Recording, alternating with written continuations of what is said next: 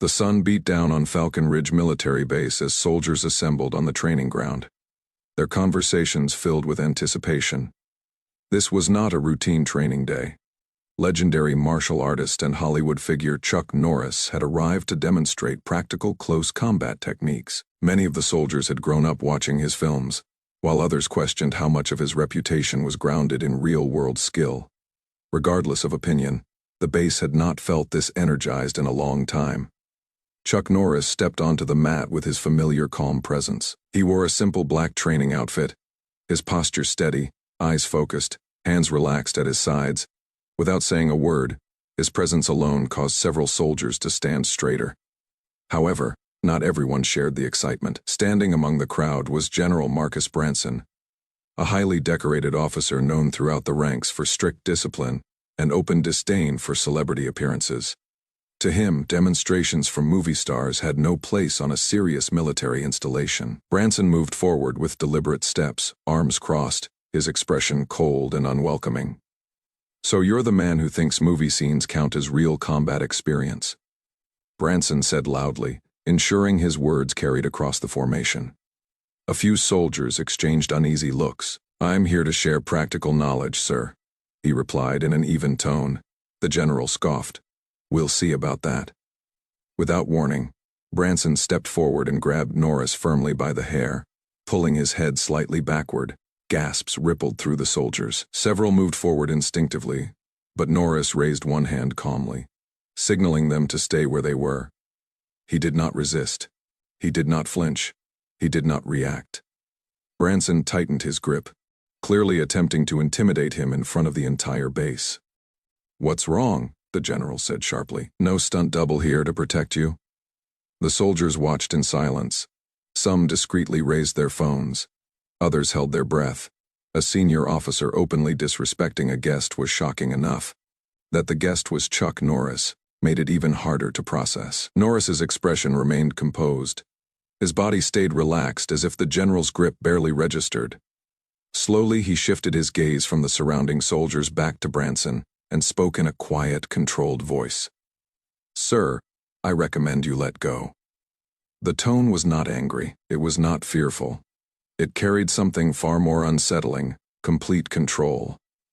At that moment, no one realized they were seconds away from witnessing an incident that would be discussed for years. The base fell completely silent. General Branson still held Norris by the hair, breathing heavily, his jaw tight. His expression reflected a mix of pride and challenge, as if he were trying to prove something not just to Norris, but to every soldier watching. Norris remained motionless. The general yanked harder, dragging Norris forward half a step. Several younger soldiers visibly flinched, as if they felt the force themselves. "Sir, this isn't right," one whispered. "That's Chuck Norris. What is the general thinking?" "He's going to get himself hurt," another murmured. Norris remained completely still. His breathing did not change. His eyes did not shift. The calm he displayed felt almost unnatural, like a deep body of water without a single ripple. Branson laughed sharply, clearly frustrated. "Come on," he said. "Where's the tough guy now? Where's the action hero?" He leaned closer. "Are you telling me all those moves only work on a movie set?" "This isn't necessary," Norris replied quietly. The general turned toward the soldiers again. "You see this," he shouted. "This is what happens when Hollywood walks into a real military base." The formation shifted uncomfortably. Some soldiers showed sympathy toward Norris. Others shook their heads at the general's conduct. A few continued recording, sensing the moment would spread quickly once uploaded. Despite differing reactions, one concern was shared by nearly everyone. If Norris chose to respond, the general would not be able to handle it. Branson leaned closer, lowering his voice, so only Norris could hear. "Are you going to defend yourself? Or are you just going to stand there? Show them who you really are." Norris's jaw tightened slightly. His hands remained relaxed, but the atmosphere changed. The soldiers felt it, a subtle shift, a quiet tension filling the air. "Let go," Norris said softly, "before something happens that you'll regret." Branson mistook the warning for hesitation. With a sudden motion, he attempted to shove Norris backward by the hair, clearly intending to embarrass him. Norris did not move. It was as if Branson had tried to push a solid structure. The soldiers gasped. "Did you see that?" Someone whispered. "He didn't even move." The general's face flushed with embarrassment. His grip tightened again. "You think you're better than me?" He snapped. "You think you're some untouchable legend?" "I think you're having a difficult day, sir," Norris replied evenly. The calmness only fueled Branson's anger. "No, Norris, I'm teaching you a lesson." He released Norris's hair and shoved him hard in the chest. Norris stepped back slightly, not from force but by choice. His gaze never left the general. The formation instinctively widened, creating space between them. The tension was now unmistakable, heavy, and charged. "He's about to lose control," a young private whispered. "No," another replied quietly. "He's staying in control." "That's worse." Branson turned to the soldiers again. "Look at him," he shouted, not even willing to defend himself. Norris lifted his chin slightly. Resolve showed briefly in his eyes. "This is a demonstration day, General," he said calmly. "Not a fight. I came here to teach, not to harm anyone." "Harm anyone?" Branson responded with a mocking laughter. "And test me. Go ahead. Show me what you've got." Chuck Norris inhaled slowly, his expression shifting, not to anger, not to aggression, but to something colder, sharper, and more deliberate. He adjusted his stance just slightly, a movement so minor most wouldn't notice. But the soldiers around him felt it like a thunderclap. A ripple of murmurs spread across the base. Everyone knew the moment Chuck Norris adjusted his stance, the situation had shifted. Things were about to escalate. Colonel Branson didn't notice. He pushed Norris harder this time, almost desperate. "Are you going to fight back or not?" Norris tilted his head slightly. "I don't fight for pride. I act when necessary." That single line sent shivers through the soldiers watching. Even the ones who had doubted him before fell silent, glued to every subtle movement. The general leaned in, his face close to Norris's noses almost touching. "I don't believe you can react," he hissed. That was the final mistake. A heavy silence fell over Falcon Ridge Base, thicker than the scorching sun overhead. Norris exhaled once, slow and deliberate, almost meditative. The soldiers didn't realize it yet, but the moment of action was imminent, and none of them were truly ready for what came next. Have you ever seen someone remain so calm under disrespect? Comment, yes or no. And tell me your city and country. I love seeing where viewers are watching from. The atmosphere at Falcon Ridge felt electric, thick with adrenaline and disbelief. Soldiers formed a wide circle, an unspoken arena around Chuck Norris and General Branson. No one dared move. No one dared speak. Even the wind seemed to pause, waiting for what would come next. Branson's words echoed like a slap to Norris's reputation. "I don't believe you can react." Norris lifted his gaze slowly, meeting the general's eyes. His face remained composed, but something new had appeared behind them. Something sharp, ancient, dangerous.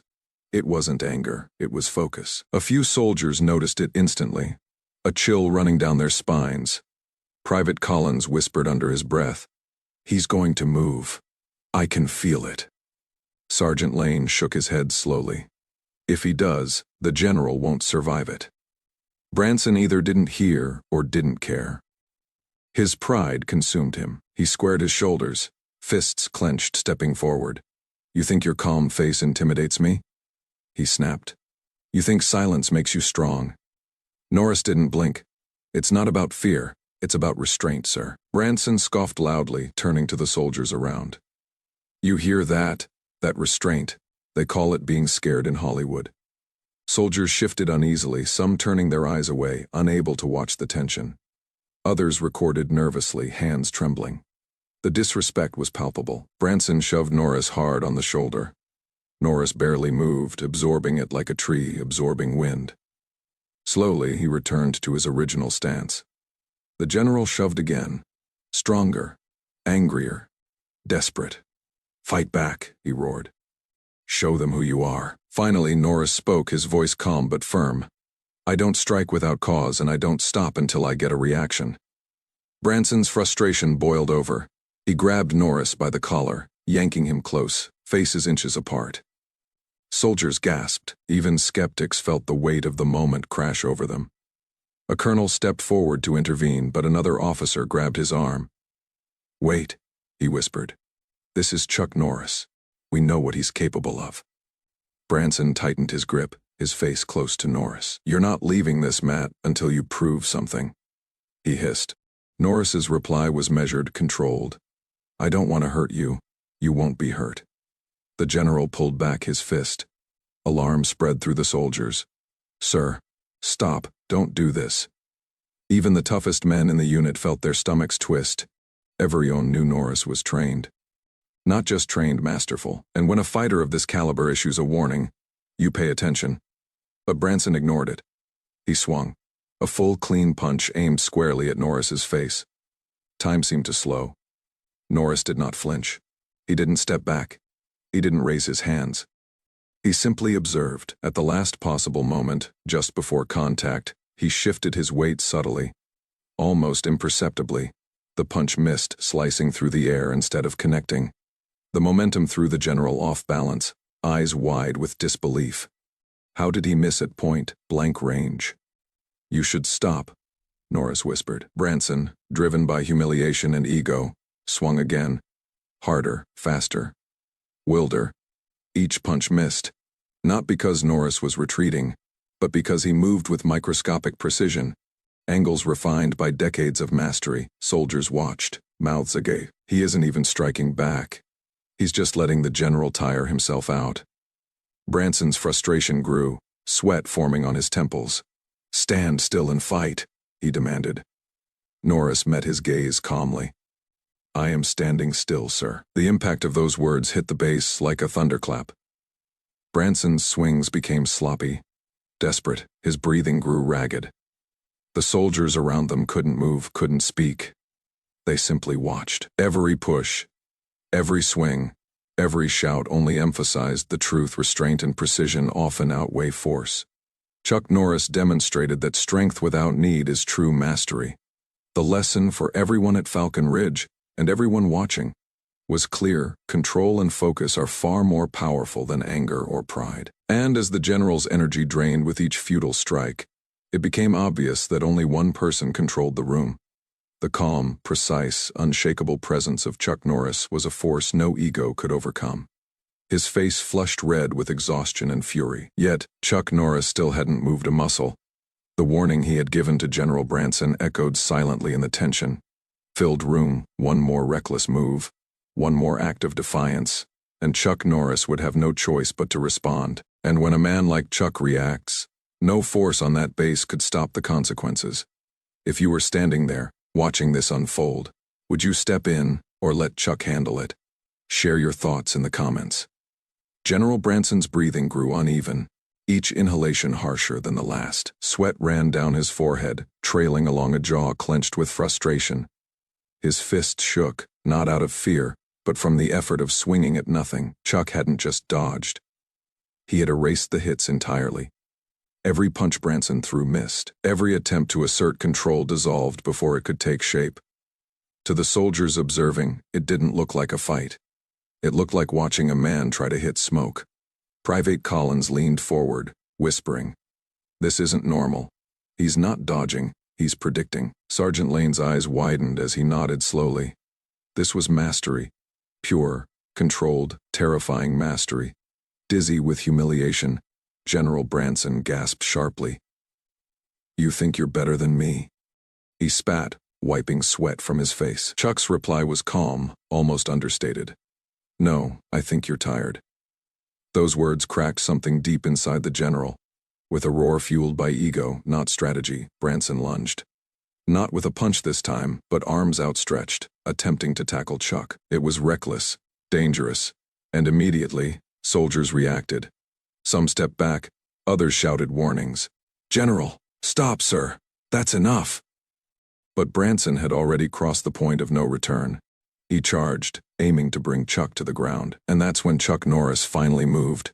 Not with aggression, not with force, not with the fury many expected, but with absolute precision. He shifted his right foot half an inch back, rotated his hips, and guided the general's momentum with a single fluid motion. There was no struggle, no resistance, effortless. Branson's balance betrayed him. His body twisted sideways, arms spiraled uncontrollably, and he slammed onto the mat with a thud that shook the training hall. Gasps erupted. "Did you see that?" whispered one soldier. He barely touched him. That was insane. But Chuck wasn't finished. Branson, stunned and winded, tried to rise. Instinctively, he grabbed for Chuck's leg, desperate to regain control. A reflex of a man refusing defeat. Chuck stepped aside calmly, placing one hand on the general's shoulder. Not to strike, not to pin, just to stop him. "Sir," Chuck said quietly, "don't get up."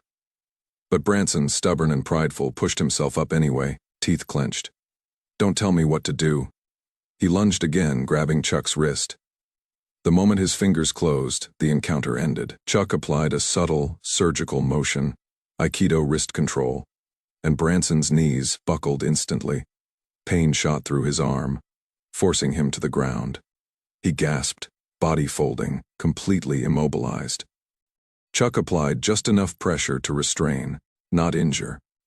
The general couldn't move, could barely speak. Every soldier went silent. This wasn't an attack, not a beating. It was controlled dominance.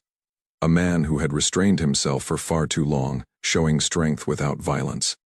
Chuck leaned down slightly, voice low, for the general alone.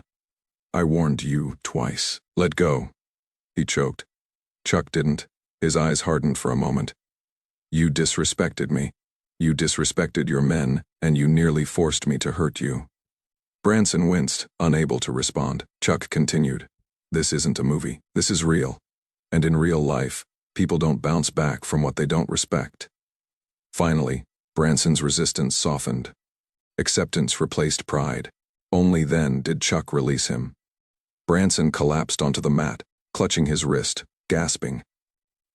Not broken, not injured. Just humbled. The soldiers stood in stunned silence, then murmurs rippled through the room. "He controlled him like a child," whispered one.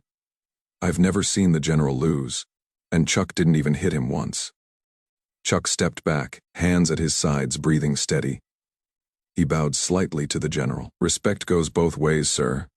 The general stared up, shame flickering across his face. Words failed him. For the first time, the room wasn't watching the general. They were watching Chuck Norris, calm, disciplined, the man who warned twice and never attacked, yet still prevailed. Deep down, everyone knew this wasn't the end. Something larger, something that could shake the base, was on the horizon. If you were the general, what would you do? Apologize? Or go for round two? Tell me in the comments. The room still vibrated with tension. Soldiers whispered in clusters, processing how Chuck had neutralized their commanding officer without striking him. Some afraid, not of Chuck, but of what Branson might do next. Branson rose, breathing heavily, humiliated. His uniform wrinkled, hair disheveled, pride shattered. For a man who ruled with iron discipline, this fall was both physical and personal. He brushed dust off his sleeves, jaw clenched, vein pulsing on his neck. "Everyone back to your positions," he barked. Nobody moved. Not defiance, paralysis. No one wanted to turn away from the tension between the general and the martial arts master who had just humbled him. Chuck stood still, hands at his sides, calm as a monk. No gloating, no intimidation, just presence, watching, waiting. The general took a shaky step toward him. "You made a fool of me in front of my men," he said through gritted teeth. Chuck remained silent. His silence spoke louder than any insult. "You think this is over?" Branson growled. A low murmur ran through the soldiers. "Sir, please don't push him again," whispered Private Collins. "The man just saved you from yourself," added Sergeant Lane quietly, but Branson ignored them. Reason, caution, even his shaking hands were irrelevant. He pointed at Chuck. "I want a real demonstration," he demanded.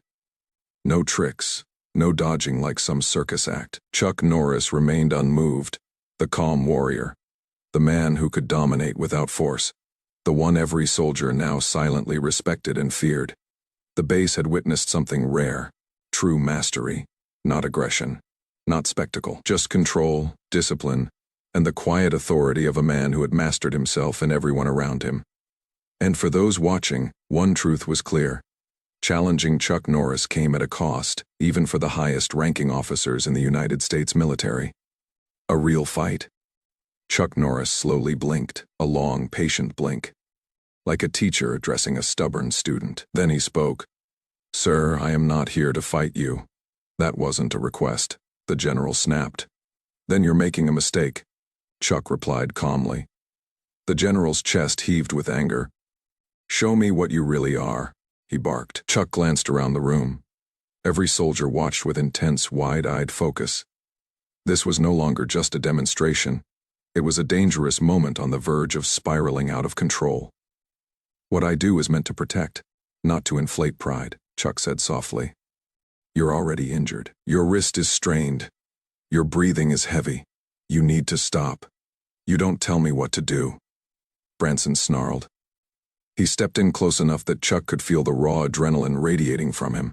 "Hit me," Branson whispered, his voice low, almost a challenge. "If you're a real martial artist, hit me." Chuck frowned slightly. "What you're asking isn't honorable." The general's voice cracked with rage. "Hit me." Chuck didn't move. The soldiers held their breath. Then Branson made the worst decision of his military career. He launched a sudden explosive punch aimed directly at Chuck's temple. A strike that could have caused serious injury if it landed. The soldiers gasped. Chuck reacted, not with fury, not with violence, but with absolute control. He stepped inside the punch, catching Branson's forearm mid-strike. His other hand slid under the general's elbow. A pivot, a twist, and Branson was spun around, locked in a joint hold before he even realized what had happened. The crowd erupted in shock. "How is he doing that?" Someone whispered. "He's controlling him like a puppet. That's insane. He's too fast." Branson struggled to free himself, but every move only increased the pressure. Chuck leaned close to his ear. "This ends now," he said quietly. "Walk away before you embarrass yourself further." But Branson was beyond reason. "No," he growled. "Finish it." Chuck hesitated. He did not want to hurt him. Branson shoved backward, putting his full weight into breaking free. That was when Chuck made the only safe decision left. He dropped his center of gravity, swept the general's legs with precision, and guided him down flat on the mat with a controlled, thundering slam. The room didn't just gasp, it erupted. "Oh, he's done. The general can't take another hit. Call medical." Chuck immediately released him and stepped back, palms open. "No more," he said firmly. Branson rolled onto his back, wheezing, defeated both physically and emotionally. Silence fell over the room. Chuck looked at him, not with triumph, but with quiet disappointment. "You're a leader," he said softly. "Your men look up to you. Lead with strength, not ego." Every soldier felt the weight of those words. Branson's eyes filled with a mix of anger, shame, and a humility he hadn't experienced in years. Before he could respond, the hangar doors burst open. Massive steel doors slammed with a metallic crash, echoing across the hall. Every soldier snapped toward the entrance, 3 high. Ranking officers stormed in, Colonel Reeves, Major Holt, and Captain Diaz. Faces stern, steps swift, energy commanding. Behind them followed a squad of MPs, uniforms immaculate, movements precise. General Branson froze on the mat, struggling to catch his breath. His pride, his authority, and his uniform were battered. Colonel Reeves surveyed the scene, hawk-eyed, sharp. He looked first at Branson sprawled on the floor, then at Chuck Norris standing calm and composed, hands relaxed at his sides. "General Branson," Reeves said, voice like steel. "What on earth is happening here?" Branson stumbled to his feet, refusing assistance. He straightened his uniform, wincing, and pointed angrily at Chuck. "This civilian attacked me." A wave of disbelief swept through the room. Soldiers exchanged looks, some shook their heads. Collins muttered, "That's not what happened at all." Reeves turned to Chuck, noticing his calm breathing, steady gaze, and unshaken stance. Then he turned back to Branson. "Attacked you," Reeves repeated slowly. "General, you looked like you went through a meat grinder alone." Branson stammered. "He assaulted me during the demonstration." Major Holt stepped forward. "Sir, we received multiple reports from soldiers stating that you initiated aggression." Branson froze. Captain Diaz added, We also have over 40 video recordings of the incident, all uploaded to the internal network within minutes. The color drained from Branson's face. Soldiers shifted nervously. They had tried to warn him, and now the truth was catching up. Colonel Reeves looked at the crowd. Dozens of soldiers stepped out of formation, phones in hand. Branson's jaw dropped. You all recorded me," Sergeant Lane answered firmly. "Sir, with respect, we recorded the truth." A hush fell. The general was alone now. No rank, no intimidation could save him. Reeves turned to Chuck. "Mr. Norris, is this accurate? Did the general initiate the physical altercation?" Chuck bowed slightly. "I came to teach, not to fight," he said calmly. "He grabbed me first. He attacked first. He insisted on escalating. I defended myself and ensured no one was harmed." Reeves studied him, then nodded. "I believe you," Branson snapped. "You believe him over me?" "Yes," Reeves replied without hesitation. "Because he is calm, uninjured, and collected, and you are not." The room tensed. Branson took a shaky step forward. "You're siding with a movie star?" Reeves cut him off. "Chuck Norris is not just a movie star.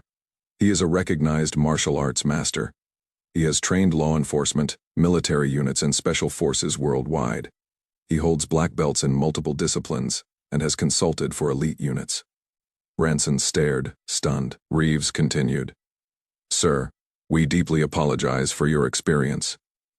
This base invited you as an honored guest and instructor." Chuck inclined his head, accepting the apology with grace. Branson, however, was collapsing inward. His eyes darted around, seeking loyalty among the soldiers who once feared him, but they looked away. "General Branson, you are relieved of command pending investigation for misconduct, abuse of authority, and endangering personnel," Reeves said. The room whispered in disbelief. Branson's face twisted. "You can't do this. I'm the general. This is my base." "No," Reeves replied firmly. "This base belongs to the United States Armed Forces. Today, you failed them." Two MPs gently took hold of Branson's arms for the first time in his career. He looked powerless. He turned to Chuck. "This is your fault," he hissed. Chuck looked at him with calm pity. "No, General. This was your choice." Branson was escorted out slowly, shame trailing him like a shadow. The hangar fell silent.